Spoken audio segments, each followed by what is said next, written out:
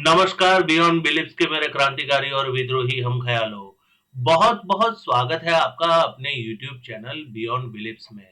मैं ऑस्ट्रेलिया से आपका दोस्त, आपका होस्ट उत्पल याग्निक। दोस्तों, आज हमारे मेहमान है देसी नियो नाम से मशहूर एक यूट्यूबर, जिन्हें आप बेयकीन के नाम से भी जानते हैं।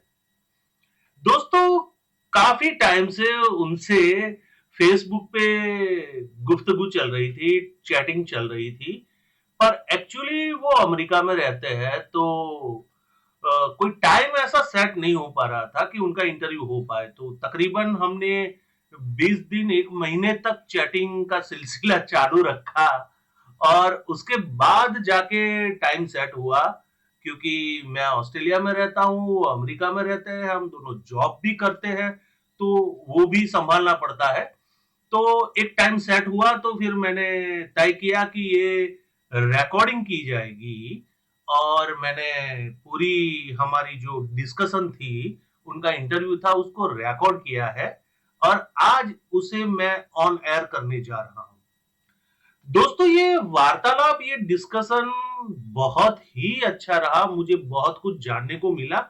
और जो दोस्त ये मानते हैं कि भाई ये एथिज्म का नया एक फैशन शुरू हो गया है और लोग बस ऐसे ही फैशन के तौर पे एथियस्ट बन जाते हैं, उनको ये इंटरव्यू खास देखना चाहिए, क्योंकि ये इंटरव्यू देखने से उनको पता चलेगा कि आदमी अपनी श्रद्धा को, अपने अकीदे को बचाने के लिए कितनी जी तोड़ मेहनत करता है। वो अचानक से जो बचपन से पाली हुई उसकी श्रद्धा है, उसका अकीदा है, उसकी बिलीफ है, उसको जल्दी से छोड़ता नहीं है।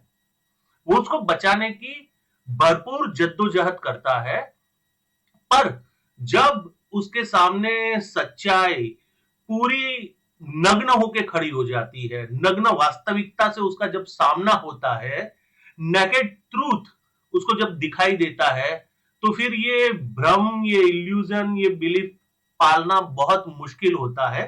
और जब आदमी एथियस्ट होता है तो उसका अपने आप से तो स्ट्रगल होता ही है, उसकी एक इनर स्ट्रगल तो होती है, उसके बाद उसकी रियल स्ट्रगल शुरू होती है सोसाइटी के अंदर, अपने लोगों के बीच में। और उसमें इंसान बहुत कुछ झेलता है, बहुत कुछ खोता है, पर अंत में जो वो पाता है वो है सच्चाई। और सच्चाई के लिए इसकी ये जद्दोजहद, उसकी ये लड़ाई उसे बहुत कुछ सुकून के पल भी दे जाती है। आज ये बात आपको बिल्कुल रियलाइज हो जाएगी ये इंटरव्यू देखने के बाद कि एथिज्म कोई फैशन नहीं है, उसके लिए आदमी बहुत कुछ सैक्रिफाइस करता है, ये एक इनर स्ट्रगल है, इनर जर्नी है, और इंसान इससे बहुत कुछ सीखता भी है, अपने आप को पाता है, अपनी पहचान को पाता है, जो हकीकत में उसकी रियल आइडेंटिटी है, उसकी वास्तविक पहचान है। तो मिलते हैं हमारे मित्र, हमारे गेस्ट देसी नियो साहब से।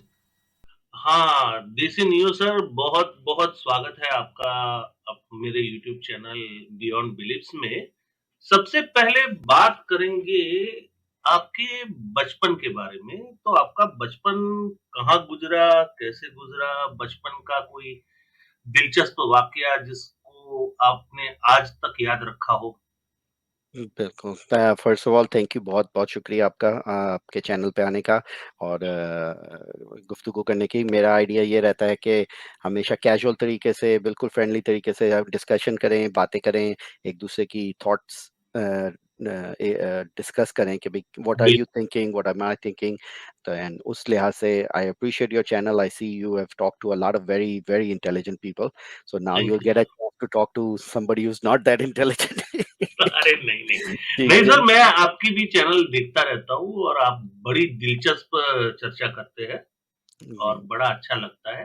और कि मैं कब से चाह रहा था कि आप मेरे चैनल पे आए और वो मेरा लकीली फॉल्ट था, मौका मिल बैक एंड गया। फोर्थ था। I know we Facebook Messenger पे हम लोगों ने बैक एंड फोर्थ काफी किया, इस दिन कर लेते, इस दिन।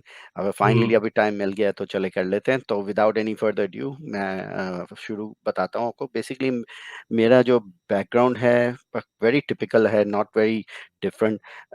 चाइल्डहुड मेरा, मेरे parents not very super religious, लेकिन जैसे नॉर्मल रिलीजन होते हैं, नमाज पढ़ना, जुम्मे की नमाज, वो ईद की नमाज, जुम्मे की नमाज, घर में कुरान, दिस दैट।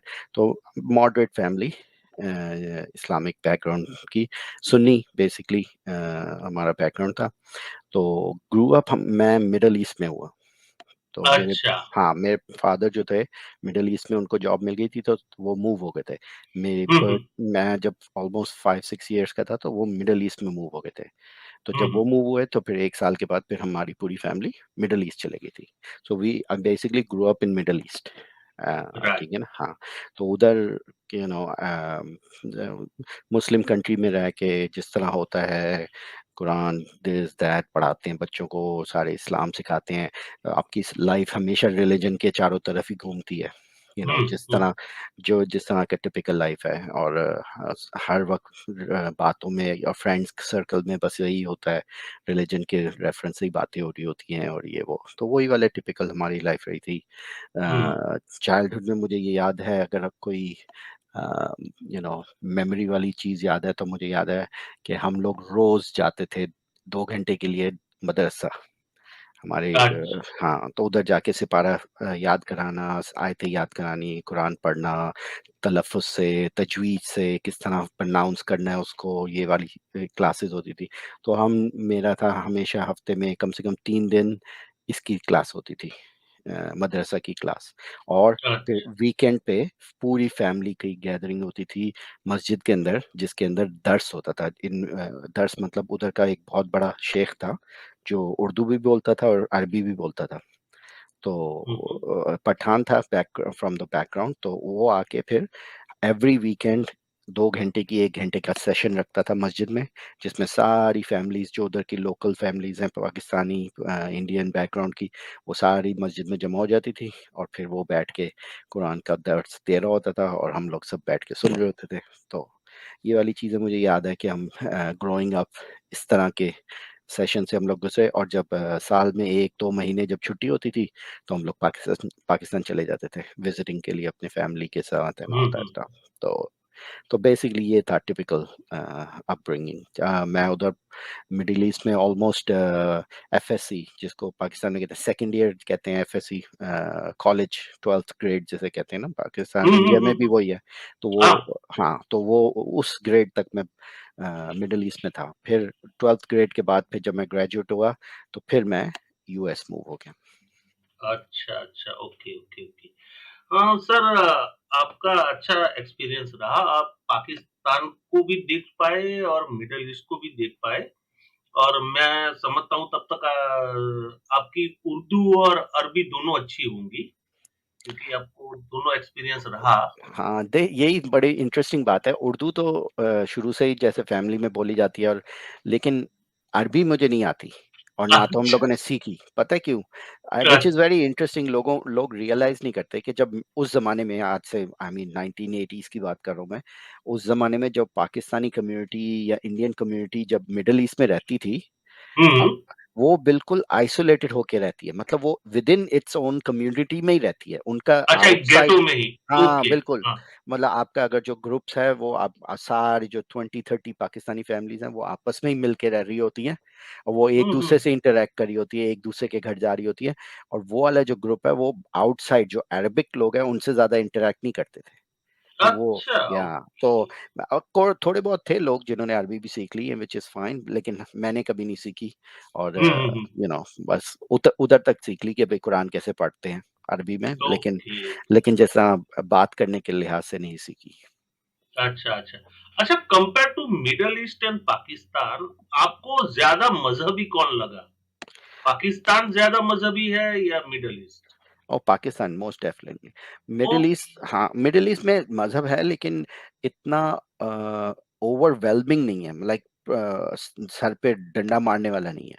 पाकिस्तान में हम्म, क्या है कि लाइक हर मौलवी, हर मोहल्ला, हर नेबर आपका अपने से ज्यादा आपसे ज्यादा अपने आप को मुसलमान समझता है, और अब वो समझता है कि उसका फर्ज है कि तुम्हें मुसलमान बनाए। मान बने, हाँ। और एक दूसरे को पुलिस स्पॉट कर रहे होते हैं कि वो क्या हाँ। कर रहा है, वो क्या कर रहा है, उसने क्या बोल दिया, उसने क्या बोल दिया। आई मीन उधर की कम्युनिटी बहुत इस तरह की है। हम्म। इस्लाम का उन्होंने तो बिल्कुल डिफरेंट किस्म का शक्ल निकाल के रखी हुई है। अब मिडल ईस्ट में इस तरह नहीं किया जाता, जैसे पाकिस्तान में गुस्ताख रसूल कर दिया या मजहब के खिलाफ बोल दिया, ये कैसे हो गया। मिडल ईस्ट में इस तरह की बातें नहीं होती थी उधर। लाइक अच्छा। Little bit more calm down किस्म का एटमोसफियर हम्म। मुझे मुझे नजर आया। और वो इसलिए भी क्योंकि हमारी अपनी कम्युनिटी के अंदर ही होते हैं। जो पाकिस्तानी पाकिस्तान से बाहर रहते हैं ना, वो इतने फिरके वाले नहीं है। दे हम्म। वो सब मिल के रह रहे होते हैं। चाहे देवबंदी हो, बरेलवी हो, जो भी हो, वो सब मिल के साथ में रह रहे होते हैं।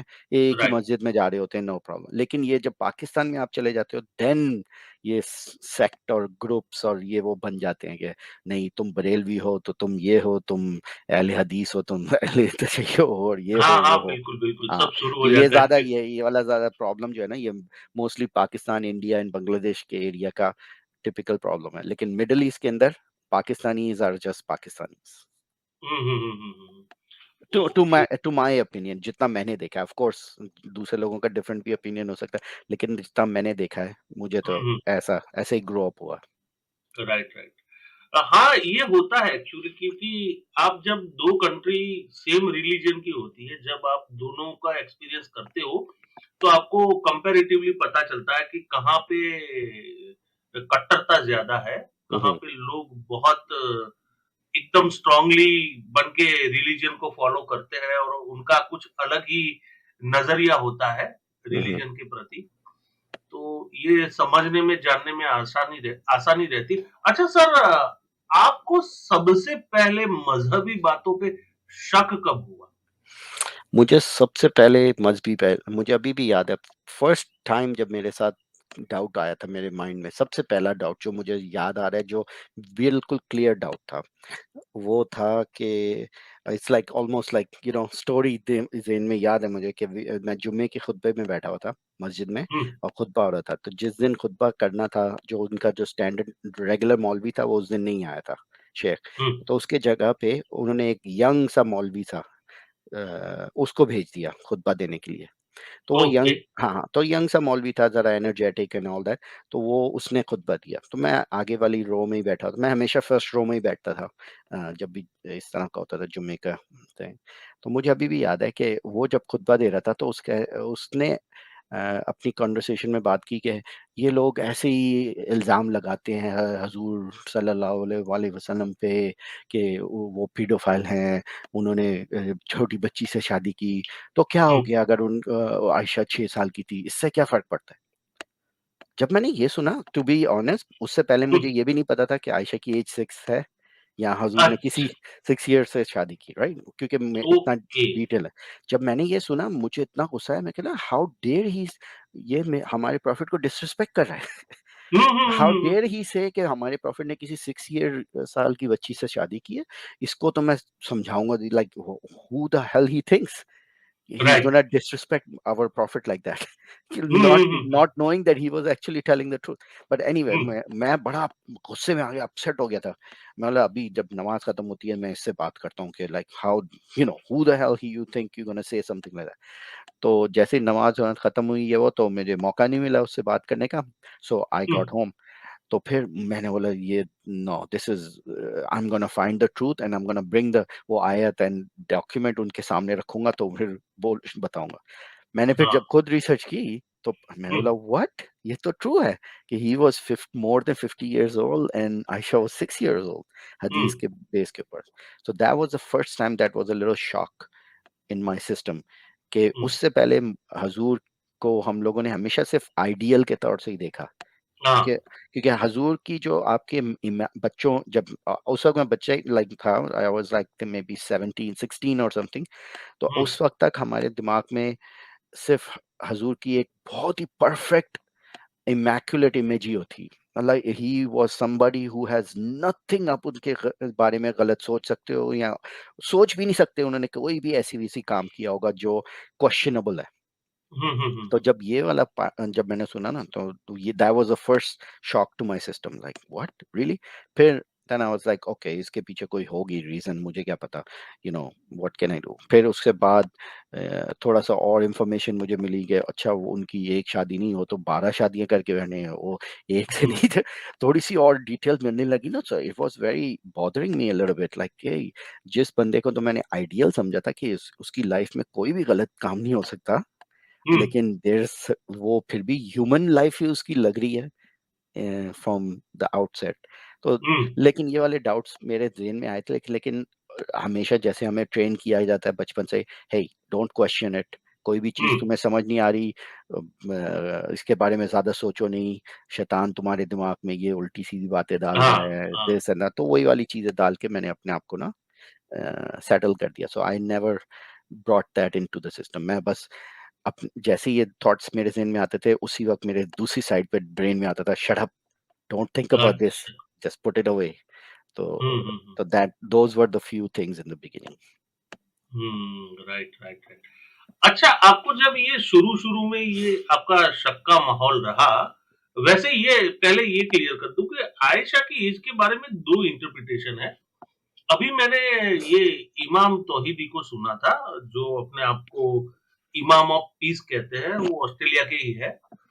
तो उनका उनका उनकी बात ये थी कि आयशा एक्चुअली 21 ईयर ओल्ड थी, पर चूंकि वो वर्जिन नहीं थी, तो रसूल की शान में गुस्ताखी हो जाती कि ये बाहर बता दिया जाए लोगों को कि भाई उन्होंने कोई वर्जिन लेडी से शादी नहीं की थी। तो इसलिए सारे जो क्लर्जी थे उन्होंने मिलके ये एक फॉर्मूला बनाया कि भाई हम आयशा की एज को ही कम कर देते हैं, तो वो लगे नहीं, किसी को पता ही ना चले, क्योंकि 6 साल की लड़की तो वर्जिन ही होगी और हुजूर की सारी बीवी वर्जिन ही होनी चाहिए। पर आयशा एक्चुअली अपने जो बोलते हैं कि उसका कैरेक्टर ठीक नहीं था और हुजूर को बहुत पसंद आ गई थी, तो उन्होंने शादी कर दी, पर उसको कैरेक्टर को लेके काफ़ी डाउट थे लोगों को, इसलिए ये सब कहानी गढ़ी गई है। आपका क्या मानना है इसमें? आई अंडरस्टैंड कि ये एक इंटरप्रिटेड स्टोरी है। इस तरह की दूसरी स्टोरी भी है कि नहीं, वो एक्चुअली मोर ओल्डर एज की थी, कोई क्योंकि उसकी जो सिस्टर है उसकी ये एज थी, और इस वाले डॉक्यूमेंट से ये मिलता है। और हुँ, भी बहुत सारे लाइक 3-4 डिफरेंट इनकी वर्जन्स हैं, हाँ, लेकिन the most common and the most reliable sources जो है हमारे पास, जो सही हुँ, बुखारी एंड सही सही मुस्लिम की बुखारी, हाँ, हदीस हैं, वो राइट। इसकी वेरिफिकेशन करती कि वो 6 इयर्स की थी। नाउ हुँ, द प्रॉब्लम ये है कि आई ओके, अगर इमाम तौहीदी कह रहे हैं या इस तरह का जो नैरेटिव है कि वो 19 की थी या 24 की थी, जो भी है, हुँ, अगर आप उनको एक्सेप्ट कर लेते हो, तो जैसे ही आप उनको एक्सेप्ट करते हो, तो आप सही बुखारी को पकड़ के गार्बेज में डाल देते हो। बिल्कुल। ये फिर कैच 22 हो जाता है ना, कि अगर आपने बोल दिया कि हाँ भाई, ये सही बुखारी की जो सही ऑथेंटिक हदीसें हैं, हुँ, हुँ, जिसके हुँ, अंदर उनकी एज छोटी दिखाई गई है, और बहुत सारे अदर रेफरेंस भी हैं कि वो छोटी-सी थी, वो गुड़ियों से खेलती थी, वो अपनी सहेलियों के साथ थी, ये वो बहुत सारे इस तरह के रेफरेंस भी हैं। हुँ, अगर हुँ, आप उनको राइट अवे 24 और 19 की डाल दोगे, तो फिर आपको ये सारी हदीसों को नल एंड वॉइड करना पड़ेगा। सो अगर आप इन हदीसों को नल एंड वॉइड करोगे, फिर वो हुँ, पेंडोरा बॉक्स खुल जाता है कि इफ खुल दीज जाता आर है। Fake, then what else is fake, and if those are fake, then what else is fake. और इस तरह फिर you can destroy the whole फिर Islamic तो सारा history. So yes, yes, so yes. that is why I think, to me, I think she was very young when जब उसकी शादी हुई थी, हुँ, क्योंकि हुँ, जो इनफ सोर्सेज हैं जो बताते हैं कि she was young at the same hmm, time। उस ज़माने में अरब में यंग एज की लड़कियों से शादी करना was okay, it was not considered अच्छा। बैड। आई मीन दूसरे सहाबियों की भी जो शादियाँ कोई कोई लड़कियों से हुई थी, यंग एज की हुई थी। और इससे पहले भी जो अगर उसकी हिस्ट्री देखी जाए, जीसस के बाइबल में देख लो, कई जो हैं जो प्रॉफिट्स, उनकी जो बीवियाँ थी छोटी थी, like very young age की. So this is not something out of the ordinary. So for हम लोग इस 2022 में बैठ के criticize कर रहे हैं कि ओ उसने young age से क्यों कर दी, कि वो ये टाइम का डिफरेंस है हम लोगों की नजर में. उस जमाने में जो था, it wasn't considered abnormal, it wasn't considered out of the ordinary कि एक 6 years old या 7 years या 10 years old की लड़की के साथ शादी की जा सकती थी. अच्छा, Yeah. Okay, So I okay. don't consider that as a oh my god ये कैसे हो गया. Sure, उस जमाने में की गई थी क्योंकि it was considered okay. अब एक और भी आप सोचो रेफरेंस, ये वाले जो क्रिटिसिज्म उन पे आता है कि भाई छोटी बच्ची से शादी की, कब से? Only for the past 50-60 years से, या मे बी 100 years से उन पे क्रिटिसिज्म चल रहा है कि भाई छोटी बच्ची से कर दिया. 100 years से पहले इस चीज का कोई क्रिटिसिज्म नहीं था. हाँ, Why? राइट। क्योंकि it was considered normal. It hmm. Wasn't a big deal कि नहीं, छोटी यंग. नॉर्मल तो नहीं शायद गिनते होंगे, पर हाँ, 12 साल की लड़की तक शादी करना वो वैलिड था। इंडिया में भी वैलिड था। अभी ये 100 साल के पहले तक सही बात है आपकी और कि 12 साल। हाँ। यूरोप में भी हुँ। बहुत सी हिस्ट्री में आपको मिलते हैं जो किंग्स एंड क्वींस की शादियां छोटे बहुत कम एज में हुई थी. हाँ, हाँ, इजिप्ट हाँ। में देख लो, बहुत से फेरोज की शादी बहुत यंग एज में हुई थी. तो this right. Wasn't out of the ordinary for that time and place. So you have to contextualize कि या ओके, उस जमाने में it was okay, it was something that wasn't considered इतना अजीब जितना इस वक्त है कि ओ 50 साल के लड़के किस 50 साल के आदमी ने 6 years की लड़की से शादी कर ली. In hmm, our time and age हमें बड़ा वो लगता है, like a shock, like wow. Hmm. But imagine that time, it wasn't considered such a big, you know, right. thing. तो अब इस टाइम की वजह से I think ad hoc reasoning उस पे डाल रहे हैं. नहीं नहीं नहीं, she was 24, no no she was 19, because it feels uncomfortable now, but it हाँ, वाजंट बिल्कुल। Uncomfortable at that time. Right, right, right. सही बात है। अच्छा, पर अभी देखा था मैंने एक अफ़गान का वीडियो आया था और बहुत वायरल हुआ था। उसमें भी एक 50 साल का बुड्ढा 6-7 साल की लड़की को खरीदता है बाकायदा पैसे देके शादी के लिए और उसका बाप उसको बेचता भी है। तो अभी भी ये लोग मानते हैं कि ये तो हज़ूर की सुन्नत है और उस पे तो चलना हमारा फ़र्ज़ है, कोई उसमें गलती नहीं है। आप क्या मानते हो कि अभी भी ये लोगों के दिमाग में है? शायद कुछ तबके के हो पर अभी भी ये दिमाग में है कि हाँ, ये कर सकते हैं, इसमें क्या गलत है? सी प्रॉब्लम ये है कि जो चीज डिसअलाउ नहीं, it's more about ignorance. Ignorance की वजह से I think this is not a standard practice. और जो हुँ, नॉर्मल लोग हैं, जो नॉर्मल इस्लाम के, जैसे मेरी फैमिली बैकग्राउंड की, एजुकेटेड लोग and all that, hmm, they realize कि भाई ये वाली चीज आजकल के जमाने में it is not valid, we don't hmm, do that anymore. लेकिन ऑफ कोर्स इग्नोरेंस और जो जो जाहिल लोग होते हैं, वो हमेशा मिसयूज करते हैं जो भी उनके पास चीज होती है. So the one of the right. Thing is that कि हजूर की सुन्नत को फॉलो करना चाहिए, राइट? हुँ, मिसवाक हम लोग इसलिए करते हैं क्योंकि हजूर ने किया. पहुंचे हुँ, ऊपर करते हैं क्योंकि हजूर ने किया. ऐसे हुँ, कपड़े इसलिए पहनते हैं क्योंकि वो हमेशा हजूर को एम्यूलेट करने की कोशिश करते हैं, राइट? हर हुँ, चीज में. बट हजूर को एम्यूलेट करने का ये नहीं मतलब कि हजूर ने एग्जैक्टली जो चीज की है वो भी वही आपको ही करनी पड़ेगी. नहीं, हुँ, हुँ, हुँ, वो उन्होंने अपनी लाइफ के थ्रू एग्जाम्पल दिया है कि ऐसे कर सकते हो. पर कर सकते हो का ये नहीं मतलब कि आपको मैंडेटोरी करना ही है ऐसे. और राइट। यहाँ उसमें है, कई चीजें हजूर के लिए स्पेसिफिक थी कि भाई only Huzur did that and that's fine. Hmm, Huzur रात को तहज्जुद के बाद भी एक्स्ट्रा नमाजें पढ़ते थे, वो कोई और मुसलमान नहीं पढ़ता, सिर्फ नहीं हजूर पड़ता। पढ़ते थे. यू हुँ, नो, तो दैट डजंट मीन कि भाई अगर हजूर हर चीज जो करते हैं आपको वो सारी चीजें करनी पड़ती हैं. इसी हुँ, तरह मैरिज का है कि भाई अ, ये अंडर एज गर्ल वाला जो सिचुएशन है, ये इस्लाम में इलाउ था उस जमाने में. But that hmm, doesn't mean that आप उस चीज को मिस करोगे इस वक्त और छोटी छोटी बच्चियों से शादियां करोगे. That is not appropriate. और जो भी एजुकेटेड मुसलमान होगा या जो थोड़ा सा भी सेंस रखेगा, ही विल रिकॉग्नाइज के नो, टाइम एंड प्लेस होता है. Eight hmm. दैट टाइम अगर किसी चीज को अलाउ किया गया था based on certain reason, that doesn't just mean automatically वो इस वक्त भी अलाउ है इस तरह. And right. वहां से फिर interpretations and all that stuff start coming in, because hmm. This is all about Gandhi. आपने गांधी का नाम सुना होगा. हाँ उनके, बिल्कुल। या तो that is why there are so many different version interpretations of the same idea. सलफी लोग होंगे वो उसको हार्डकोर ले लेंगे, नहीं लिटरल मीनिंग हम्म चाहिए. अगर 6 लिखा हुआ है तो मतलब 6 साल ही लिखा हुआ है, whatever. And hmm the other scholars उसको रीड करेंगे, कहेंगे कि 6 years mean just young age. That doesn't mean हाँ she has to be this. You have हाँ to look at the other ayahs, और आपको तफसीर दूसरी तफसीरें भी पढ़नी है, और आपको फिक की दूसरी हम्म बुक्स भी पढ़नी चाहिए, और सारों को अक्यूमुलेट करके उसका आंसर ढूंढना चाहिए. आपको बस एक बिल्कुल। लाइन लेके बस उसके लकीर के फकीर नहीं हो जाना चाहिए कि बस इस लाइन में ये लिखा है तो बस मैं यही करूंगा. तो या it's all about interpretation, how you interpret it. बिल्कुल। आपको उसका रिजल्ट उसी तरह मिलेगा. आप उसको कुरान को इंटरप्रेट करके लोग आइसिस भी बन जाते हैं, कुरान को इंटरप्रेट करके अब्दुल सत्तार ईदी भी बन जाते हैं. बिल्कुल बिल्कुल सही So बात है it's आपकी। all about interpretation. Right right right right. ये बिल्कुल सही बात है।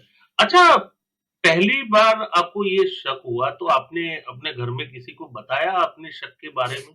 नहीं, नहीं, ये तो इस तरह की बात तो हमारी सोसाइटी में कहीं भी नहीं जा सकती. और फैमिली को तो छोड़, इस तरह तो you can not even talk इस तरह की. आप अपनी पाकिस्तानी फैमिली से सेक्स के बारे में बात कर सकते हो, लेकिन इसके बारे में नहीं कर इसके सकते. बारे में नहीं कर सकते, सही है। इतना इतना ये बहुत अच्छा। टैबू, इतना टैबू हाँ, सब्जेक्ट है.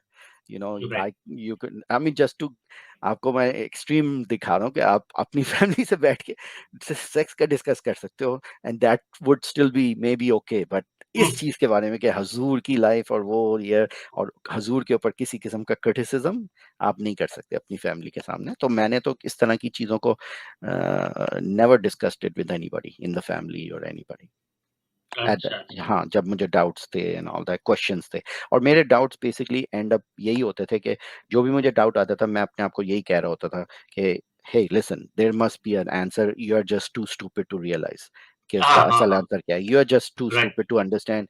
हुँ, अगर ये आयत तुम्हें समझ नहीं आ रही और तुम्हें गलत लग रही है, इसमें तुम्हारा फॉल्ट है. आयत का हुँ, फॉल्ट नहीं है, कुरान का फॉल्ट नहीं है. कुरान ठीक है, तुम गलत हो.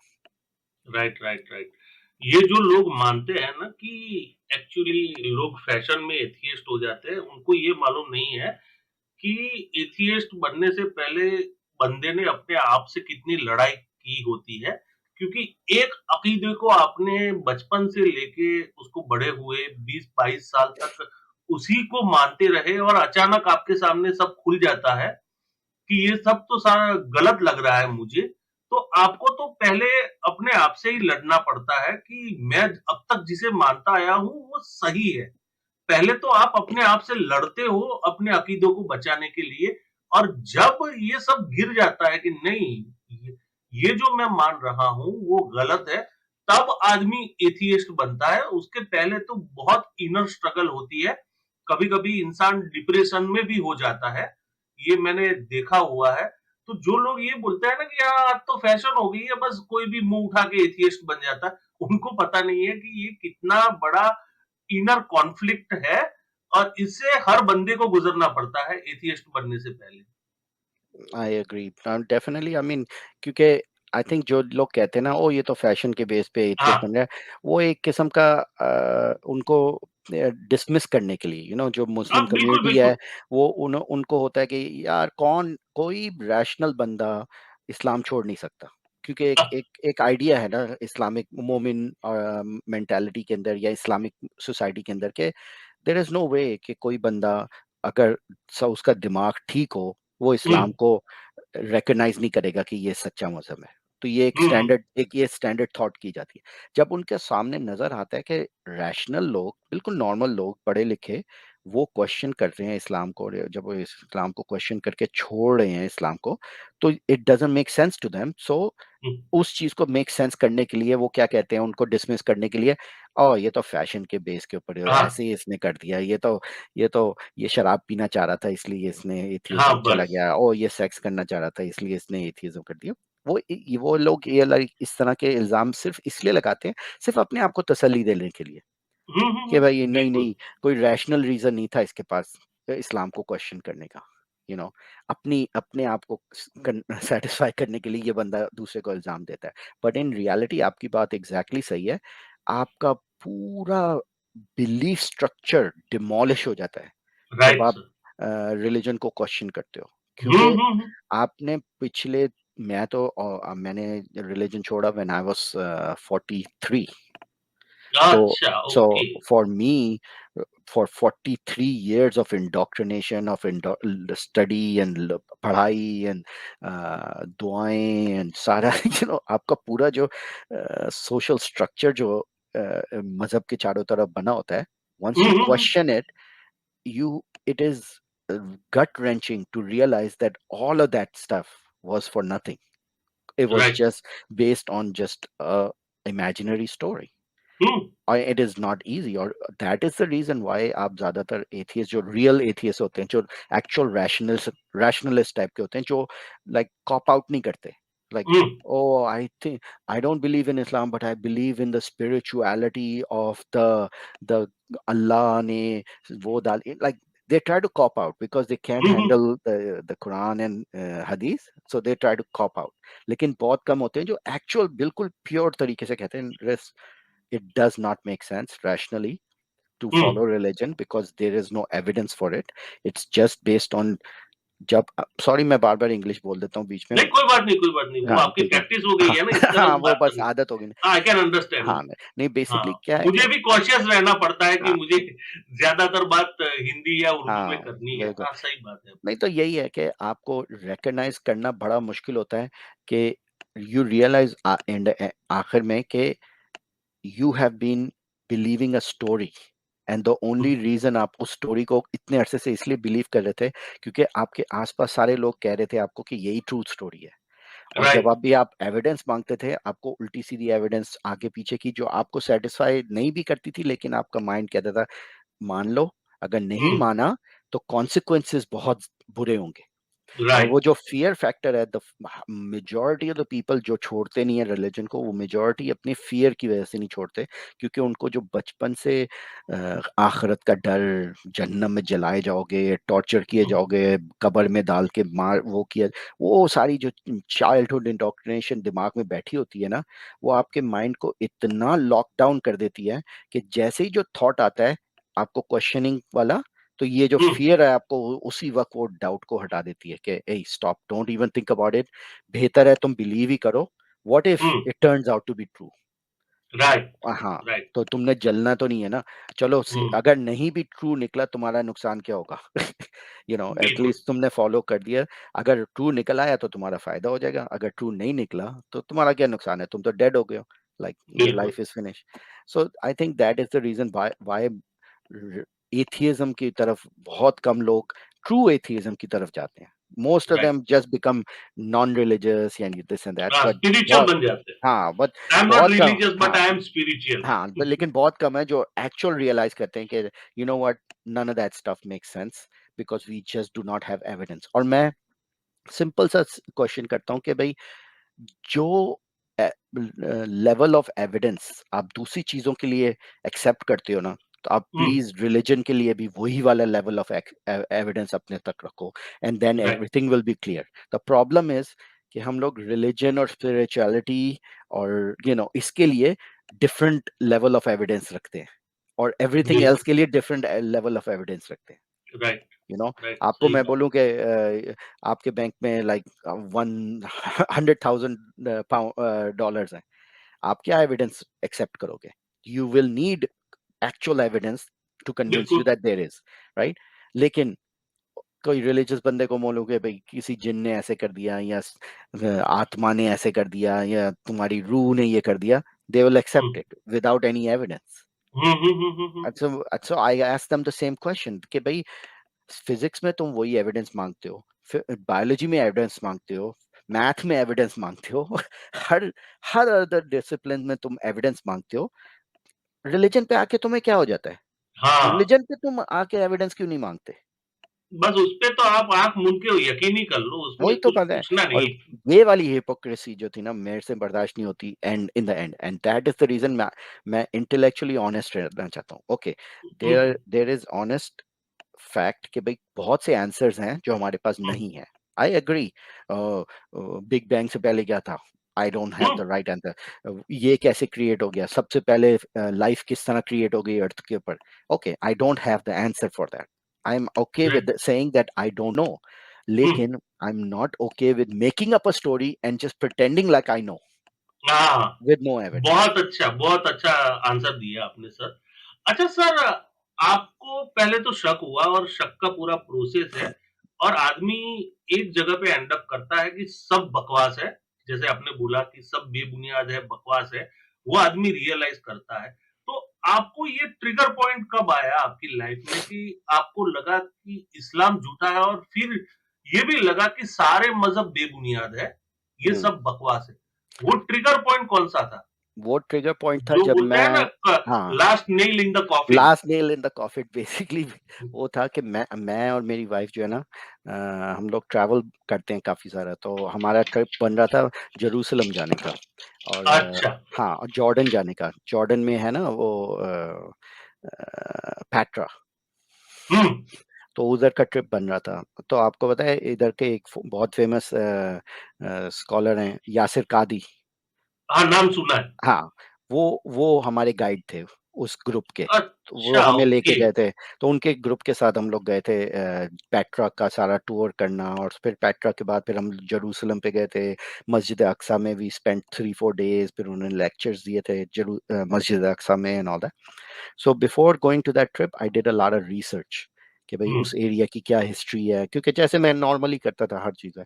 तो that was the point where a lot of information start popping up, which was hmm, giving me a lot of doubts about, started giving me doubts about like, अच्छा कुरान में तो लिखा हुआ है कि मक्का ऐसा था, हुँ, Petra, it's pointing more towards Petra than Makkah. Hmm, So, so I was like, this is not right. How come Quran is Quran Mecca को इस तरह डिस्क्राइब कर रहा है, लेकिन जबकि रियलिटी में मक्का में वो वाली चीजें नहीं थी, हुँ, and the area doesn't match and this and that. So finally me and my wife जब हम लोग गए पेट्रा, it turns out कि जो वो मैंने डॉक्यूमेंट्रीज देखी थी वो they were actually true. There is actually a Makkah in Petra. I mean Khana Kaaba. Hmm, There is actually a Kaaba in Petra. अच्छा। So like पूरा काबा का जो वो है ना square building, hmm, there hmm, is a hmm, small square building in Petra जहाँ लोग pilgrimage करने आते थे, and they would go अच्छा, around तो that उसको and they would, मक्का का बता दिए। हाँ, तो आई मीन काफ़ी सारी चीज़ें जो रेफ़रेंस डैन गिब्सन की और इसकी रेफ़रेंस थी, they matched from hmm, what I hmm, hmm, saw with my own eyes, you know? So right. Then I saw जब मैं वापस आया फिर मैं बोला I want to know more about this. So I started doing more and more research, and once I started doing research, एक point ऐसा आ गया था, जिस वक़्त इतने सारे क्वेश्चन्स हो गए थे कि मुझे एक पॉइंट पे आके आई स्टिल रिमेंबर रात का वक़्त था, and I literally stopped on my computer and I said, listen, if I go any further, हुँ, मेरा मेरा belief breakdown हो रहा है. Am I going to be intellectually honest and go hmm, with hmm, where the evidence take me, or should I stick with my beliefs? हुँ, और वो मुझे अभी भी याद है, एक एक ब्रेकिंग पॉइंट आया था, तो उस हुँ, पॉइंट पे आके मैंने बोला I want to stay with my faith. तो मैंने अपनी वाइफ को कॉल किया, मैंने लेट्स गो फॉर हज। सो अच्छा। सो मैंने बोला इफ मेरे दिमाग से अगर कोई डाउट निकाल सकता है तो वो एक ही चीज़ है, हज। हुँ, सो मैं और मेरी वाइफ ने डिसाइड किया लेट्स गो फॉर हज। सो मैंने अपना सारा जितनी भी सेविंग्स थी वो लगा के हज के लिए प्लान कर लिया। सो वी वेंट टू हज एंड आई वेंट फॉर हज and it did the whole thing, and मैं रो रो के मक्का में मैंने दुआ की कि अल्लाह मेरे दिमाग से ये डाउट्स निकाल दे। I am at the border, मैं बिल्कुल बॉर्डर लाइन पे आ गया हूँ। I have so many doubts and I am not getting any answers, और जो भी हुँ, मुझे आंसर मिल रहे हैं वो और डाउट्स क्रिएट कर रहे हैं, क्योंकि इट्स ऑलमोस्ट लाइक बैंडेड्स लगा रहे हैं, यू नो? हाँ, इस चीज बस। को फिक्स करने के लिए ये वाली स्टोरी सुना रहे हैं, इस चीज को सुना फिक्स करने के लिए ये वाली, and all of hmm, the stories just made up stories लग रही हैं, hmm, just to just to keep the facade कि भाई Islam is like a true religion. So मैंने मक्का में बड़ा दुआएं की और रो रो के एंड ऑल दैट स्टफ। मैं बोला इफ गॉड, इफ अल्लाह, इफ यू आर देयर, खाना काबा के सामने बैठ के मैंने बोला अगर अल्लाह तुम हो और मैं हुँ, तुम्हारे सामने भीख मांग रहा हूँ कि मेरे दिल से ये सारे डाउट्स निकाल दो, मैं हुँ, नहीं छोड़ना चाहता religion, I want to stay. And लेकिन वही हुआ, like nothing happened. I just couldn't feel the same thing because एक दफा when you see the truth you cannot pretend not to have seen the truth.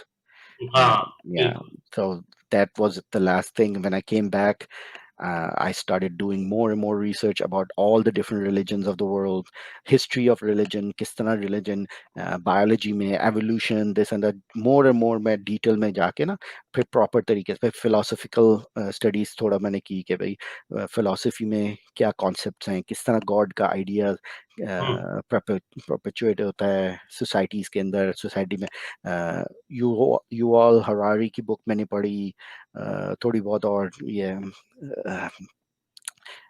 इनकी इनकी videos देखी, Sam Sam Harris की, the four horseman की, ये सारी atheist situation, Christian apologist की मैंने बहुत वीडियोस देखी, debates between Christians and Muslims की देखी, और फिर मैंने debates between Christians and atheist की देखी, और मैंने नोट किया एग्जैक्टली द सेम थिंग उनके रिलीजन में भी हो रहा है जो इस्लाम में भी हो हाँ, रहा है, वो यू नो। हर जगह एक ही है। हाँ, तो मुझे इतना डिसल्यूजन हो गया कि like it's just a game, you know. Hmm, आप उसमें लगे हुए and is just you keep believing, क्योंकि आपको बचपन से उसको बिलीव किया गया, the more knowledge you get the more, and I became very angry कि भाई I hmm, was fooled all my life, and I became one of those angry atheist जो आपने देखा होगा ना, हर एक के साथ बहस, oh your religion is stupid and how hmm, how can you believe this stupidity and this and.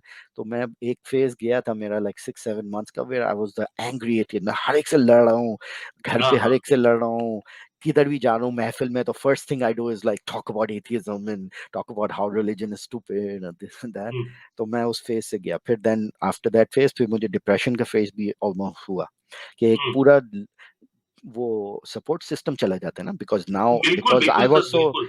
I was so harsh with everybody, everybody shunned me, right.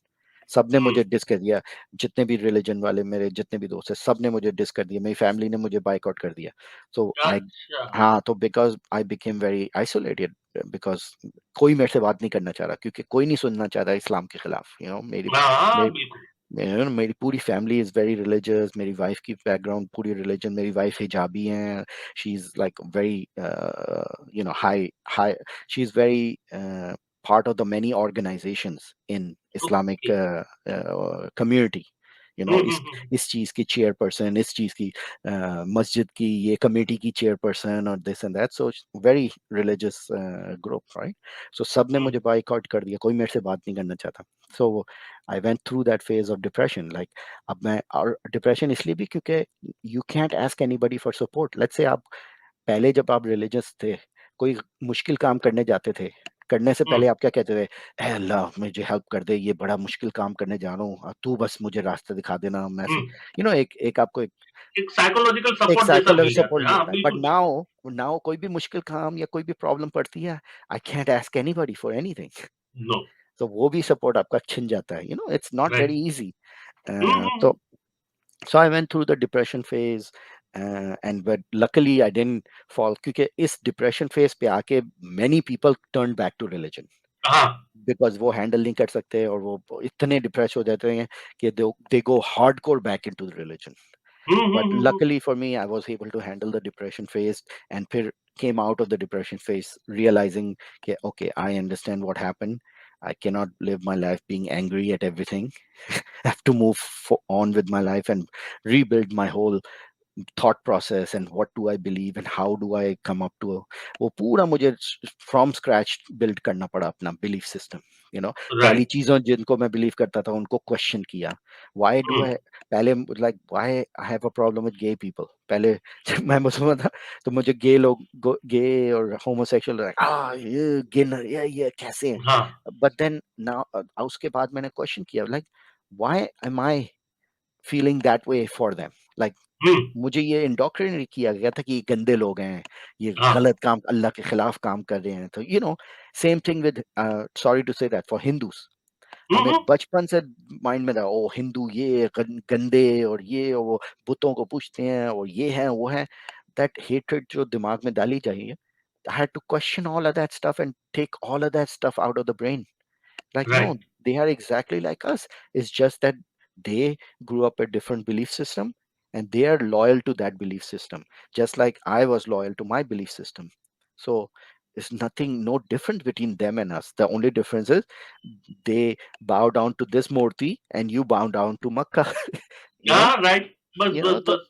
तो ये वाली चीजें मुझे अपने आप से क्वेश्चन करनी पड़ी एंड बहुत सारी चीजें, तो I mean it's a long story, but in summary basically I had to rebuild my whole self and be hmm. comfortable with myself. And ab jaake main, I am very comfortable with myself. I know who I am. I know what I believe and what I hmm. don't believe, and it's like much more calmer in my heart now. Right, right, right. बहुत अच्छा, और आपने तफ़सील से जवाब दिया, और यही होता है तकरीबन तकरीबन सबके साथ यही होता है कि पहले जो उनके बिलीफ सिस्टम है, वो चकनाचूर हो जाती है, फिर वो एकदम अकेला महसूस करता है। रिश्तेदार हो भी और ना हो तो भी आप अपने आप को अकेले ही महसूस करेंगे, क्योंकि आपके रिश्तेदार जिस तरह से सोचते हैं, उस तरह से आप नहीं सोचते, ना सोच सकते हैं। तो उस टाइम पे आदमी आइसोलेटेड ही फील करता है, और डिप्रेशन आना वाजिब है। तो ये सब होता ही है, सबके साथ तकरीबन ये वाकया हो चुका है। अच्छा, वैसे आपने जब लेट मी हाँ, जस्ट एड्रेस ये वाला हाँ, क्रिटिसिज्म भी आपके, लोग इस चीज के ऊपर भी कई क्रिटिसिज्म करते हैं और मैं इसको भी एड्रेस कर दूं। मैंने ये नहीं है कि मैंने कोशिश नहीं की, I went as much as I could कि मैं इस्लाम की ट्रूथ, मतलब जो हुँ, आंसर जो मुझे डाउट है, मैं ये नहीं कि मैं बस बैठ के डाउट अपने पे, मैं मौलवियों के पास गया, मैं मुफ्तियों के साथ गया, मैंने हुँ, 4-4 घंटे के सेशंस किए हैं स्कॉलर्स के साथ बैठ के, उनसे क्वेश्चंस किए हैं, उनसे क्वेश्चन के आंसर मांगे हैं कि like okay fine, just explain to me how this make sense. Hmm, और मैंने अपनी तरफ से, मैंने सही बुखारी की पूरी बुक पढ़ी खुद, फिर सही मुस्लिम की बुक पढ़ी, ठीक है, मेरे इंग्लिश ट्रांसलेशन में, कुरान का मैंने दोबारा से तर्जुमा पढ़ा, तफसीरें हुँ, पढ़ी, जितने भी मैं लेक्चर सुन सकता था, Zakir Naik, doctor Israr, Nouman Ali Khan, so many scholars, engineer Muhammad Ali Mirza. I've watched maybe 100 hours of his videos. I mean, मैं अपनी तरफ अच्छा, से I did everything I could to get the right answers. लेकिन the problem is कि the answers are not satisfactory क्योंकि the answer is all based on belief. You hmm, have to hmm, have the belief first, then the answers make sense. If you don't have the belief, then the answers don't make sense. Because right, that's the thing. अगर आप पहले से ही believe कर रहे हो कि इसका answer correct है, then what's the point for asking the question? You already have the बिल्कुल, answer कि बिल्कुल, भाई the answer is correct, कि मोहम्मद कोई गलत काम नहीं कर सकते. You have to बस believe that's that it. from हाँ, beginning, then you can ask a question. तो ये वाला मैंने अपनी तरफ से पूरी कोशिश की कि I want to stay with the religion, but unfortunately मेरे जो क्वेश्चन थे उसके सेटिस्फैक्ट्री आंसर्स नहीं मिले मुझे. आई एम श्योर जो आंसर जो मुझे मिले, कोई मोमिन कहेंगे wow this is a very satisfactory answer, but hmm, sorry, hmm, not hmm, not to me, because क्योंकि वही वाला आंसर दूसरा रिलीजन वाला अपने रिलीजन के लिए भी यूज कर रहा होता है. बिल्कुल, बिल्कुल, सेम बिल्कुल, रीजनिंग बिल्कुल। वो दूसरा ये यूज सेम, कर रहा सेम, होता है. सेम, तो वो हाउ इज सारा दैट यही कि भाई होता है। वो वही वाली रीजनिंग यूज करके वो डिफरेंट आंसर पे पहुंच गया और तुम अब वही वाली रीजनिंग करके, लेकिन तुम्हारा आंसर सही है क्योंकि तुम बिलीव करते हो कि तुम्हारा आंसर हुँ, सही है, और वो गलत है क्योंकि वो तुम्हारा चीज बिलीव नहीं कर रहा, जबकि रीजनिंग उसने भी वही यूज की है जो तुमने हुँ। यूज की है. So that's all. और यही होता है, ज्यादातर आपने बोला वही होता है कि जब ये लोग अपने रिलीजन को डिफेंड करने पे आ जाते हैं ना, तो रीजनिंग, उनके जो तर्क होते हैं, उनके जो लॉजिक होते हैं, तकरीबन तकरीबन सेम होते हैं। और हाँ, तुमने इंटरप्रिटेशन गलत पढ़ा है, तुम समझे नहीं हो, तुम्हें अभी पूरा क्या बोलते हैं, तुम उस लेवल तक नहीं पहुंचे कि इस इशारों को समझ सको, ये सारी इशारों में बात की गई है। अब भाई अल्लाह पूरी दुनिया को मैसेज दे रहा है, तो उसके पास वोकेबुलरी नहीं थी क्या इनफ कि इशारों में बात करेगा? देखिए, द सिचुएशन इज ये जो इशारों की बातें, ये कुरान में जो इस तरह आयतें लिखी हुई हैं, जो हुँ, ये साइंस हैं, ये साइन जैसे कहते हैं ना मोमिन, ओ ये तो हाँ, हाँ। साइन की बुक. एक्चुअली इनको इस चीज को रियलाइज करने के लिए आपको इस्लाम से निकलना पड़ता है. द प्रॉब्लम जब बिल्कुल, आप बिल्कुल। इस्लाम से निकल के आप इन चीजों को एनालाइज करोगे ना, then you can see them for what they are. You know right, जब राइट। वो बात करता है कुरान के अंदर के सूरज और चांद दायरा लगा रहे हैं दिन और रात की तरह, हम्म। you have to look at it just like you would look at it in the 7th century. 7th century के बंदे को क्या समझ थी? वो यही समझता था कि सूरज जा रहा है, फिर उसके पीछे चांद जा रहा है, फिर उसके हम्म। पीछे सूरज जाता है, फिर उसके पीछे चांद जाता है। उसको यही लगता था, क्योंकि उसकी नॉलेज इतनी ही थी, और राइट। वही चीज लिखी हुई है, एग्जैक्टली बिल्कुल हाउ बिल्कुल। He would see it. लेकिन अब सिंस नाउ हम अब पता है कि नहीं, सूरज और चांद एक साइज के नहीं है, this and that, hmm. All सारी इंफॉर्मेशन हमें पता चल गई है।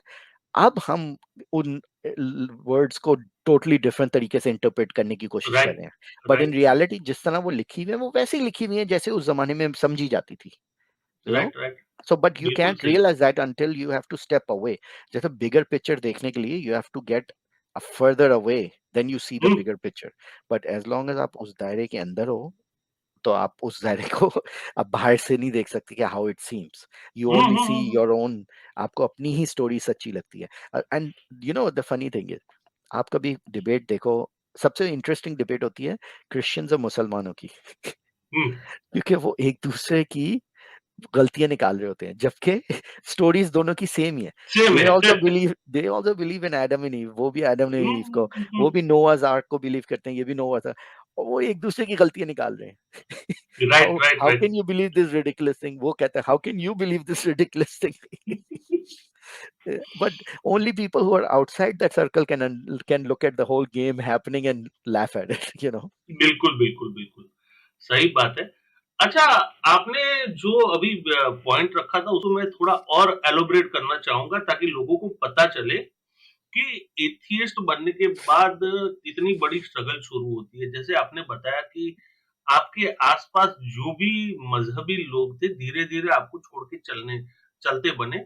खास करके आपकी वाइफ की बात आपने की कि वो भी एकदम मजहबी थी और मैंने ये देखा है, जब दोनों में से एक इंसान रेशनल बन जाए, एथियस्ट बन जाए और दूसरा इंसान जब मजहबी हो तो मैरिड लाइफ में बहुत प्रॉब्लम आती है।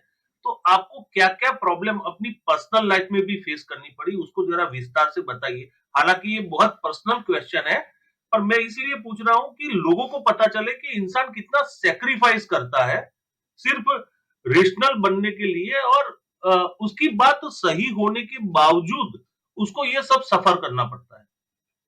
जी, अ, सही कह रहे हैं, this is a little bit personal information, लेकिन जैसे आप कह रहे हैं कि इफ मेरी ये इंफॉर्मेशन या स्टोरी किसी को हेल्प कर सकती है, तो मैं उस रीजन में आपसे शेयर कर रहा हूँ। लेकिन बहुत से मैं लोगों को जानता हूँ जिनकी मैरिड लाइफ डिस्ट्रॉय हो गई इस वाले इशू के ऊपर कि बिल्कुल सर, बिल्कुल। मैंने भी स्पाउस। देखा है, मैंने भी देखा है और कुछ लोग तो ऐसे हैं कि साथ में जी रहे हैं पर साथ नहीं है। बिल्कुल। अब हुँ।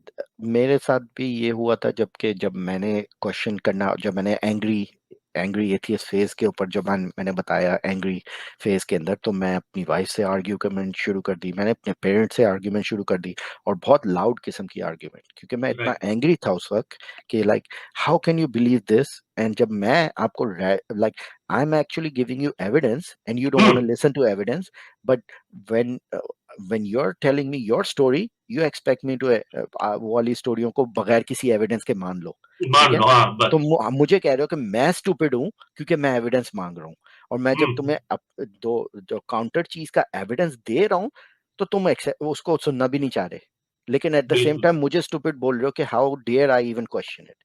तो उस फेज में मेरी वाइफ की काफी एक्सट्रीम तक लड़ाई, बहुत इस तरह हो गई थी, और ऑलमोस्ट डिवोर्स तक आ गई थी बात कि she got to a point, क्योंकि वो एवरीबॉडी गॉट इन्वॉल्व, मेरे in laws got involve, in hmm, laws के हुँ। मेरे पेरेंट्स नहीं, बट उसके siblings and all that stuff, और मेरी साइड से ही, तो बहुत सीरियस सिचुएशन हो गई थी। एंड एट दैट पॉइंट फिर, because I love my wife and she loves me, हम लोगों को एक दूसरे से कॉम्प्रोमाइज करना पड़ा। अब मुझे भी अपने अपनी प्रिंसिपल्स को कॉम्प्रोमाइज करना पड़ा। वो क्या करना पड़ा? क्योंकि मैंने रियलाइज किया कि देखो, मेरी वाइफ ने जब मेरे से शादी की, हुँ। उसने she she didn't sign up for this. उसने एक मुसलमान से शादी की थी। She hmm. Expected to be married to a musalman for the rest of her life. So right. She kept her part of the bargain. She stayed loyal. वो अपने लिहाज से उसने मुसलमान से शादी की, एंड शी इज अ मुसलमान, so she didn't do anything wrong. Hmm, So why am I making her life miserable because I decided to change my thought hmm, hmm, process? She'd never claimed that she will change her thought process, right? So हुँ, मैंने तो मुझे अपनी तरफ से sacrifice लेनी चाहिए. So for me, what I decided is I'm going to take a sacrifice. I'm not going to discuss religion with her. She right. talked to me, say, listen, घर में if you need peace and quiet, let's not discuss religion at all. हुँ, मैं religion को follow करना चाहती हूँ, I will keep following it. मैं अपने बच्चों को भी रिलीजियस बनाना चाहती हूँ, I will keep following them. You do not make it into a situation कि आप घर के अंदर एक इशू क्रिएट कर दो. एंड हुँ, लाइक क्योंकि द मिनट मैंने अगर बोल दिया कि I am no longer Muslim, I am atheist and all that, तो मैरिज ऑटोमेटिकली annul हो जाएगी by hmm. According to Islamic law. हाँ, marriage according order. To Islam हो हाँ. जाएगी, सही है। तो मैंने बोला ओके, आई विल अंडरस्टैंड. मैं जैसे आपने हैरी पॉटर का बोला ना, he who shall not be named. हाँ, हाँ, तो बस। उसी तरह do not say it out from your mouth that you don't believe this stuff. तो मैंने बोला okay, I am not gonna say that out loud. कहती मेरे पेरेंट्स से कभी नहीं बोलना इस तरह उनके सामने कि भाई आई don't believe this stuff. Just उनके हुँ, सामने खामोश रहना. मैंने ओके, आई विल कॉम्प्रोमाइज करनी पड़ी मुझे भी हाँ, अपनी बिल्कुल, अपने बिल्कुल, बिल्कुल। प्रिंसिपल्स को और अपनी वॉइस को भी चुप करना पड़ा. और उसको भी अपने लिहाज से sacrifice करनी पड़ी because she's married to a person who doesn't believe all of this stuff and all that stuff. But somehow we got to a point where now we have compromised with each other, that okay, right. we will live together, we will try to be happy, and we have our own views, you have your views, I have my views, and we will keep it at that, and we will not step on each other's toes.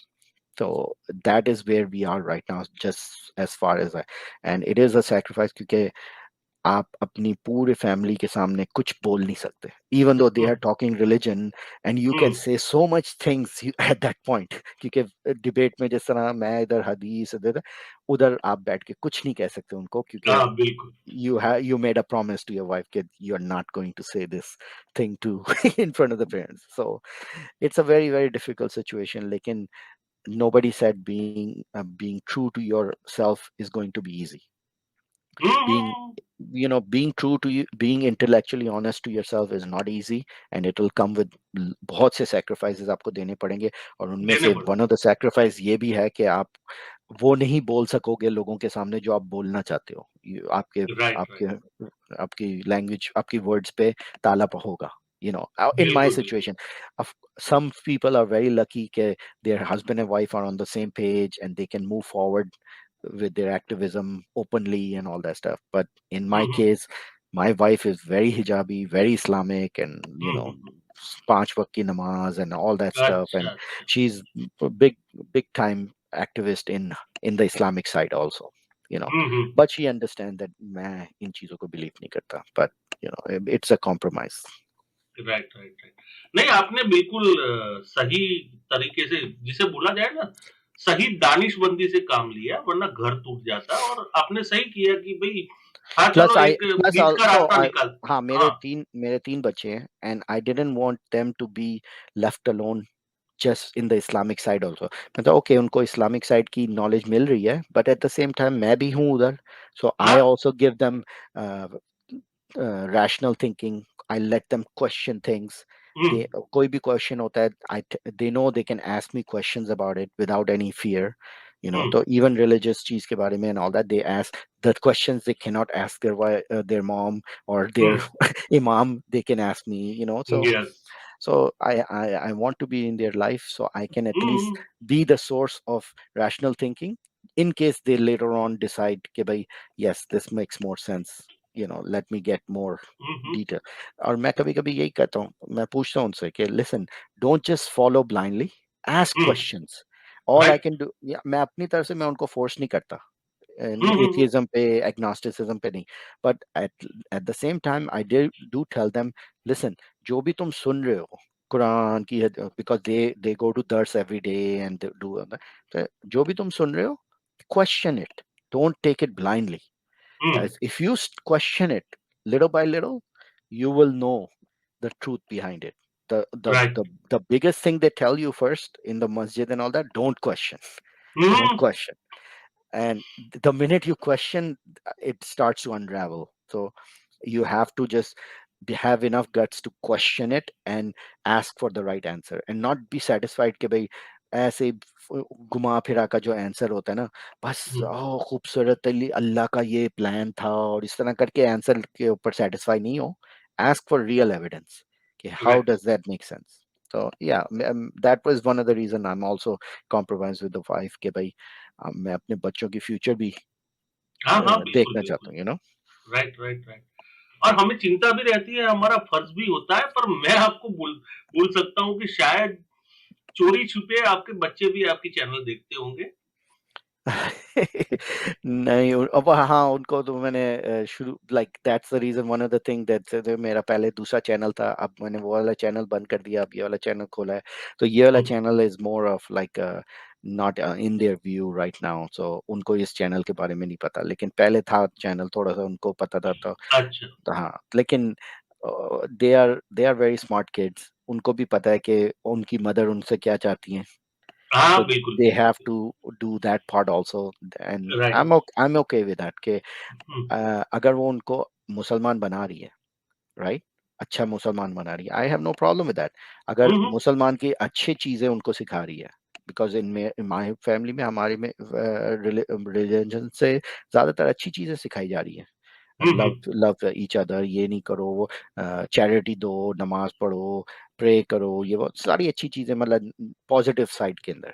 Nothing hmm about like hating other people and none of that stuff is being taught to the kids. So if that is what it is, then fine, hmm, no problem, teach the good things, no problem. Right right. Sir आपका intellectual level मैंने अब पता चल गया मुझे, जो आपने बात बताई, खास करके अपनी मैरिड लाइफ की, तो पता चल गया कि आप कितने समझदार हैं। अड़ियल भी नहीं है, जिद्दी भी नहीं है, जहाँ पे आपको लगता है कि यहाँ पे मुझे झुकना चाहिए, कॉम्प्रोमाइज करना चाहिए, वहाँ आप अपनी जिद को छोड़ भी सकते हैं, और ये खास करके मर्द के लिए बहुत बड़ी बात है हमारे मुआशरे में, क्योंकि हमारी इंडोक्ट्रिनेशन ऐसी होती है कि भाई मर्द तो बादशाह है घर का, वो कभी अपनी जिद नहीं छोड़ता, पूरे परिवार को उसके सामने झुक के रहना चाहिए। पर आपने ये समझदारी बताई, ये बहुत बड़ी बात है।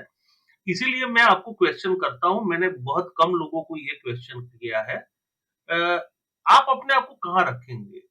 एथियस्ट में या एग्नोइस्ट में? Agnostic में. एग्नोस्टिक में ही रखेंगे। क्योंकि ओके। ये जो क्वेश्चन है बड़ा इंटरेस्टिंग है, क्योंकि इसके ऊपर काफी डिबेट होती है ये वो. हाँ, बिल्कुल इसीलिए आपको हाँ, पूछा मैंने। मैं आपको इसका आंसर आपको ये समझ आ जाएगा. कई दफा मैं ये आंसर देता हूँ इस्लामिक चैनल पे, they don't understand this answer, लेकिन I am agnostic atheist. Agnostic atheist क्या हुँ, होता है? As far as belief, you're an atheist. As far as knowledge, you're agnostic. Okay. हुँ, इसका क्या मतलब है? Knowledge के लिहाज से कि do I actually know there is no God? No, I don't know, right? आई वही डोंट वाला नो। जो uncertainty principle होता है, उसके बेस के ऊपर बिल्कुल। you have कोई भी you have to say you're agnostic by default. क्यों? क्योंकि वो uncertainty principle कि you don't know what you don't know. ठीक हुँ, है ना. तो based on that you are agnostic, but do you live your life, how do you live your life? You live your life as a atheist, like you, hmm, as you believe like there's no God, right? जैसे मेरा है, I live my life as an atheist, and I can call myself atheist because that's how I live my life. I don't believe right. there is a God, right? Could there be a God? Maybe. There is no way to negate a negative. वही कहते हैं ना, जो negative हुँ, को आप prove नहीं कर सकते. तो क्योंकि आप नेगेटिव को प्रूव नहीं कर सकते, इसलिए you have to say that as a agnostic, कि you have to stay as agnostic in as far as knowledge is concerned. But right. as far as everyday life and as far as identity, you can call yourself a atheist. As, atheist, yeah. बिल्कुल सही। मैं भी अपने आप को ऐसे ही रखता हूँ कि मैं एग्नोस्टिक एथियस्ट हूँ, और काफ़ी लोग कन्फ्यूज़ हो जाते हैं, क्योंकि either you can be an atheist other और एग्नोस्टिक, बट हाँ हाउ तो could you is be both? या but this is a no, ये वाला जो आर्ग्यूमेंट है ना, ये नुआंस आर्ग्यूमेंट है. ये हुँ, फिलोसफी में जो लोग जानते हैं, they understand it more clearly. लेकिन राइट। जो जो बिल्कुल फिलोसफी की आइडिया और इन चीज़ों को ज़्यादा स्टडी नहीं करता, उसके लिए बड़ा मुश्किल होता है एक्सप्लेन करना कि how can you be agnostic and atheist at the same hmm, time, you know. Right. They don't understand it, so they find it very hard to grasp. So for उनके लिए I leave it at whatever they want to call you. If they want to call me atheist, okay, I'm atheist. They want to call me agnostic, all right, fine, I'm agnostic. But जिस तरह आपने बोला ना, एक level पे maturity आ जाती है, इतने लेवल पे कि now these things are not gonna bother you. Like एक जमाने में मेरा था, no, call me this, no, don't call me hmm, this, oh, call me ex-Muslim, because I represent. No, no. After a certain point of time, and when you understand the whole bigger picture, फिर आप में calmness आ जाती है. Now these things are not that important to you. Yes, So right, now it doesn't so like, oh, you're a deist. Okay, man, I'm a deist, no problem. What difference would it make कि भाई तुम मुझे किस label से बुलाना चाह रहे हो? End of the day is what you do is what matters, right? Right, किस तरह आप अपनी लाइफ गुजार रहे हो, that is what really matters. उसके अलावा आप उसको जो भी लेबल देना चाह रहे हो, whatever लेबल आप लगा दोगे, उससे क्या फर्क पड़ेगा? It doesn't change anything. The person right, is right, who the person is. Right, right, बहुत सही बात की आपने। अच्छा, अब आते हैं आपके एक्टिविज्म पार्ट पे। आपने ये फेसबुक और यूट्यूब का एक्टिविज्म कब स्टार्ट किया और क्यों किया? ये मैंने स्टार्ट किया था मशाल खान। मशाल खान एक लड़का था पाकिस्तान में, यूनिवर्सिटी में उसको बहुत ब्रूटली ब्लास्फेमी के केस के ऊपर, हाँ, नहीं हाँ, हाँ, हाँ, ब्लास्फेमी हाँ, नहीं, लिंचिंग की गई थी उसके लिंचिंग फेलो की गई स्टूडेंट, थी हाँ। मशाल खान। हाँ, उस वो वाला था ट्रिगर मेरे पास, हुँ, जब वो हुआ था ना, तो उसके बाद से मैंने बोलना शुरू किया था ऑनलाइन पे, फेसबुक पे। बिकॉज मुझे हुआ कि जो बातें मैं कर रहा हूँ फेसबुक पे, हुँ, वही बात के बेस के ऊपर इसको कत्ल कर दिया गया। हाँ, और वो मुझे इतना इम्पैक्ट किया ना कि देखो, कई लोगों के पास इतना फ्रीडम नहीं होता कि जो चीजें मैं बोल रहा हूँ वो बोल दें तो उनको मार दिया जाता है। हुँ, सो हमारे पास कम से कम इतनी तो फ्रीडम है कि हम फेसबुक पे, यूट्यूब पे, पहले, इससे पहले मैं अपने फेस के साथ आता था, अब मैं बेसिकली एवतार के साथ आता हूँ, लेकिन कम से कम मैंने एक्टिविज्म एक्टिविज्म मेरी तो इतनी बड़ा काम नहीं है। एक्टिविज्म में तो थोड़ा बहुत छोटा मोटा काम करता हूँ, लेकिन मेरा ये था कि एटलीस्ट हम लोगों के पास जो अपॉर्चुनिटी है, बिकॉज हुँ, हम we live in the West, we have hmm, all the freedom to speak our mind. अगर राइट, हम लोग उसको यूटिलाइज नहीं करेंगे तो हम किसी और को कैसे ब्लेम कर सकते हैं? हम पाकिस्तान के किसी एथियस्ट को कैसे बोल सकते हैं कि तुम बोलो, speak up, hmm, when we living in America can not speak up? And right, तो उस बेस के ऊपर पे जब मशाल खान की story really hit me very hard, and hmm, that basically pushed me and galvanized my thoughts, like, no, if anything, I have to do something, I have to speak up. Hmm, There has to be voices for telling people that this is wrong. आपकी आप मिल के lynch नहीं कर सकते किसी को उसके thoughts की वजह से, यू नो उसकी स्पीच की वजह से उसको कत्ल कर दिया गया। And that was, hmm, and वो वही स्पीच कर रहा था, वो वाले वर्ड्स बोल रहा था जो हम लोग एवरीडे फेसबुक पे बोलते हैं, एवरीडे यूट्यूब पे बिल्कुल, बोलते हैं। और right, that was the point where I started doing this. Okay, okay, okay. अच्छा, आपने ये एक्टिविज्म स्टार्ट किया, शायद उसके पहले भी हुए हो। आपको अच्छे भी अनुभव हुए होंगे रेशनल थिंकिंग की वजह से, और बहुत बुरे भी हुए होंगे। तो 2 वाक़ये ऐसे शेयर कीजिए जो एक वाक़या बहुत अच्छा रहा हो आपके लिए कि आपको लगा कि हाँ, शायद मैं किसी की ज़िंदगी को छू पाया, और दूसरा ये कि आपको रेशनलिज़्म की वजह से बहुत ही बुरा एक्सपीरियंस रहा हो।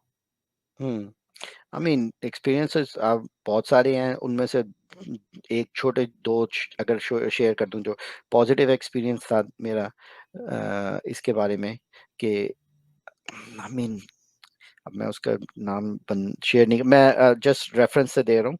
हुँ, दे सर्टेन पीपल, मुझे ईमेल्स में शेयर आया था कि भाई आप, like I am having a lot of questions and doubts about these things, हुँ, पाकिस्तान से स्टूडेंट्स, दो तीन स्टूडेंट्स के मुझे ईमेल आए थे। और अच्छा।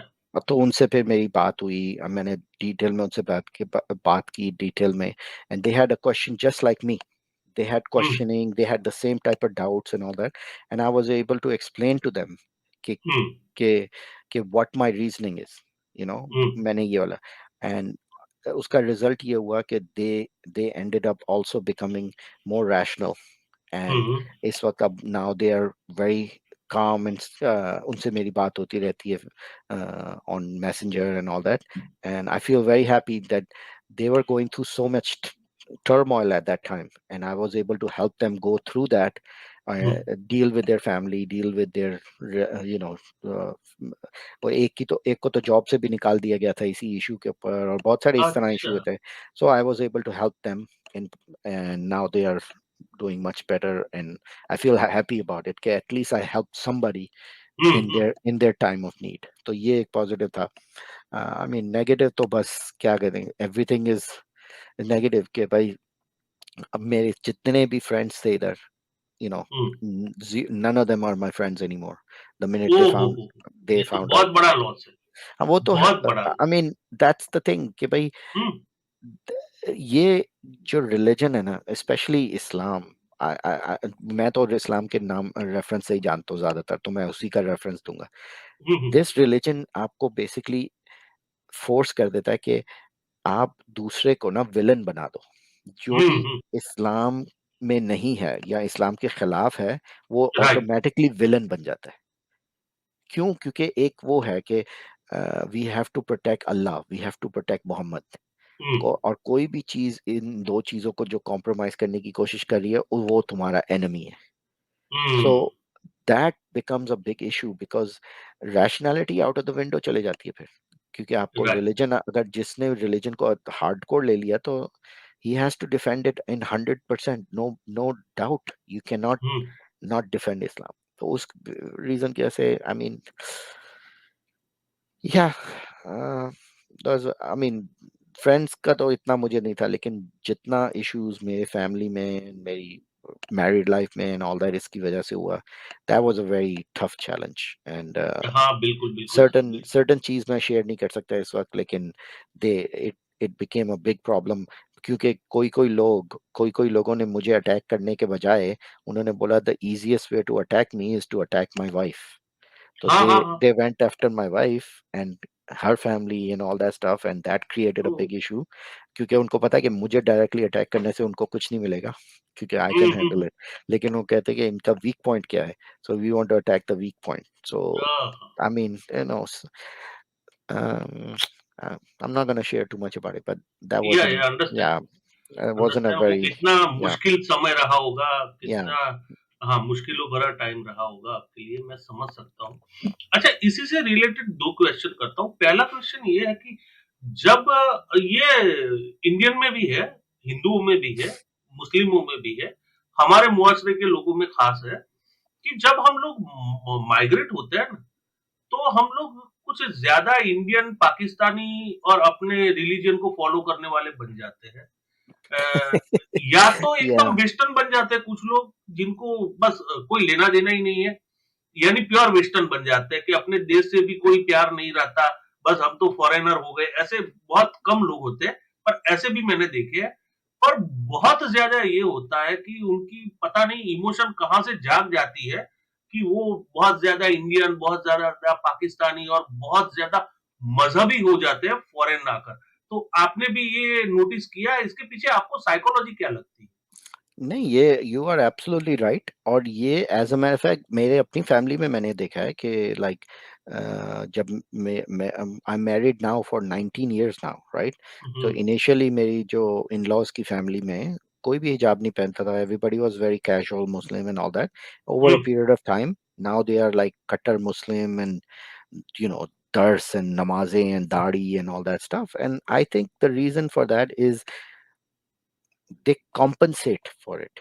उन्होंने हुँ, अपनी यंग लाइफ में इंजॉय किया, हुँ, फॉलो नहीं किया इस्लाम को, हुँ, हुँ। डिसरिगार्ड किया, थोड़ी मतलब नमाजें नहीं पढ़ी, ये नहीं किया, वो नहीं हाँ, किया, हाँ। इंजॉय की अपनी लाइफ को.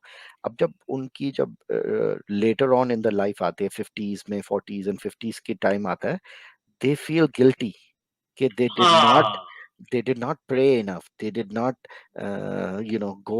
और हुँ, फिर हुँ, हुँ, हुँ। डेथ के करीब का भी सेशन आता है, because during 50s and 40s and 50s, lot of their parents या their uncles start dying and they see hmm, death in front of them.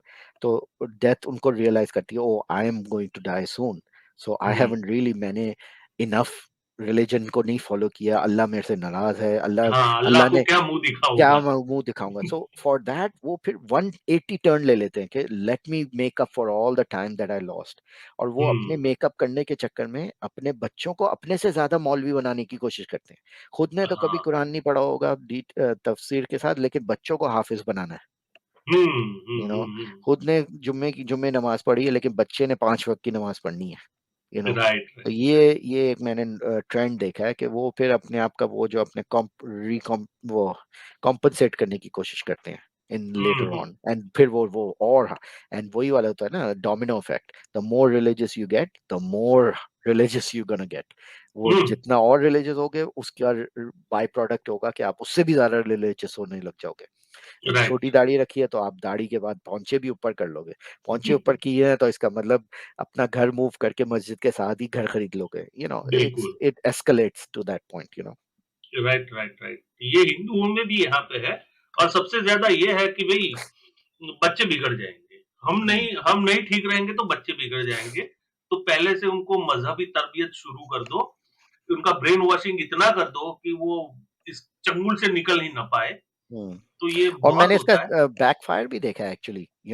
मैंने कई इधर फैमिली देखी हैं यूएस के अंदर जिन्होंने अपने बच्चों को इतना हार्डकोर इस्लाम में डालने की कोशिश की कि they became even anti Islamic now, like हाँ हाँ आई हाँ नो। हाँ। आई मैंने कई फैमिलियों में कितना, मैं पर्सनली कम से कम कितने वो तकरीबन 4 लड़कों को जानता हूँ, यंग हम्म। लड़के। They are only like 15 and 17, they are hafiz and they are atheist. Okay. They are hafiz क्योंकि उनके पेरेंट्स ने उनको राइट अवे लाइक ओ हिफ्ज कराना है, हिफ्ज कराना है, हिफ्ज। क्योंकि इस्लाम में है कि अगर आपने अपने किसी बच्चे को हिफ्ज कर दिया तो वो हाफिज बना दिया तो वो अपने साथ अपने पेरेंट्स को जन्नत में लेके जा हाँ सकता है। हाँ हाँ हाँ तो हाँ।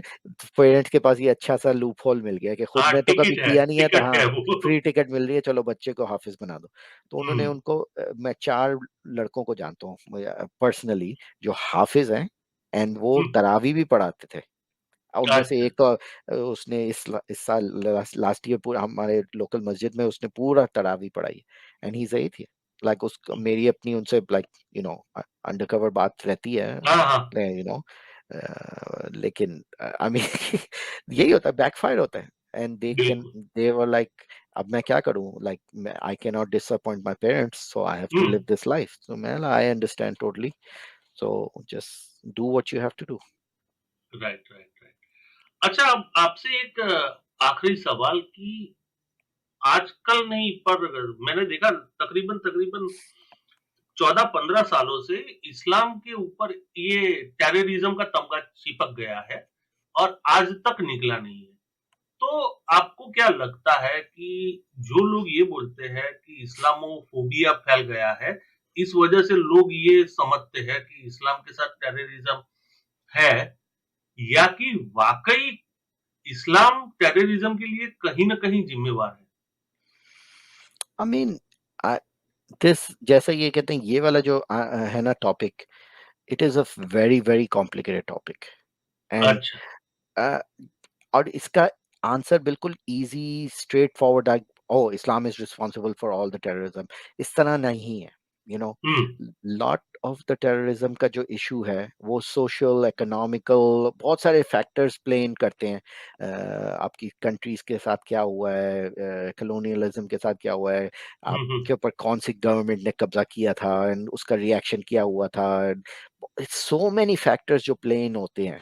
तो इसलिए to me, to be honest, I feel that I am not qualified enough to give an opinion openly hmm. like that. कि भाई इसका ये आंसर है। And I am just right right. not qualified enough to do get the जो कोई कोई लोग ऐसे इसके आंसर देते हैं like as if they know the whole geopolitical scenario, हाँ। हाँ सिनेरियो, और आप एक बैठ के आराम से आपने सबका आंसर दी। No, for me I am just not qualified. मुझे इतने सारे फैक्टर नजर आते हैं इन हम्म। चीजों के अंदर। Sure, religion is a big factor, और plus Islam, I am not saying that Islam के अंदर है द जिहाद का फैक्टर, सेल्फ हम्म। सेक्रीफाइस का। एंड बहुत सारे रिलीजन में नहीं है, सिवाय Islam is one of the few religion जिसके अंदर you know suicide, I mean self suicide को considered like a great thing. you know. अच्छा, Giving your okay. life away, giving your life up to for the purpose of God is considered a big triumph for you, right? जो हुँ, जिहाद में हुँ। शहीद होता है उसको बहुत हायर मकाम मिलता है, और वो ऑफ कोर्स वो जो टिपिकल स्टेरियोटाइप है, हाँ भाई 72 वर्जिन्स और ये और वो हाँ, सारा हाँ, कुछ हाँ। है, दैट इज इस्लाम में आपको बहुत लालच दी जाती है जिहाद के लिए, and hmm, hmm, hmm, hmm. it is required by all Muslims to do jihad, not only like I'm talking about physical war jihad, I'm taking every all types of jihad, okay. jihad of the hand, jihad of the mouth, jihad of the eyes, बहुत सारी चीजें होती हैं, you know. हुँ, लेकिन हुँ, हुँ। I would say uh, there is so many factors that come into this suicide bombing or terrorism and all that, that you cannot just only pinpoint just religion. The kid religion is the only suspect. Hmm, hmm, Religion hmm. it does cause a lot of issues and does cause a lot of problems and escalate करता है ये वाली situation को, लेकिन it is not the only factor. अच्छा, Yeah. बहुत बढ़िया answer. और इसी क्वेश्चन के साथ हम आपका ये इंटरव्यू पूरा करते हैं। आपने रात में भी टाइम निकाल के अब मेरे से बात की और हमारे व्यूअर्स के लिए बहुत अच्छी नॉलेज प्रोवाइड की, क्योंकि आपने इतने खुल के सारे आंसर दिए हैं, जिससे बहुत कुछ लोगों के जो डाउट होंगे अपनी सिचुएशन को लेके, वो भी काफ़ी क्लियर हो पाएँगे। इसी आशा के साथ मैं ये स्ट्रीम समाप्त करता हूँ। Thank you so much sir for your time. Thank you so much. Thank you very much for having me, और आपकी जो ऑडियंस है, आई एम श्योर उनको अगर कोई क्वेश्चंस है ना, नीचे कमेंट्स में लिखें, I will be able to go through the comments later on, और जिसको मैं आंसर दे सका मैं डेफिनेटली दूंगा। But thank you for the opportunity and really appreciate, आपने बहुत अच्छी तरीके से सवाल किए और बहुत बहुत इंसाइटफुल क्वेश्चंस थे आपके, and I really appreciate thank you sir. Thank you so much. That.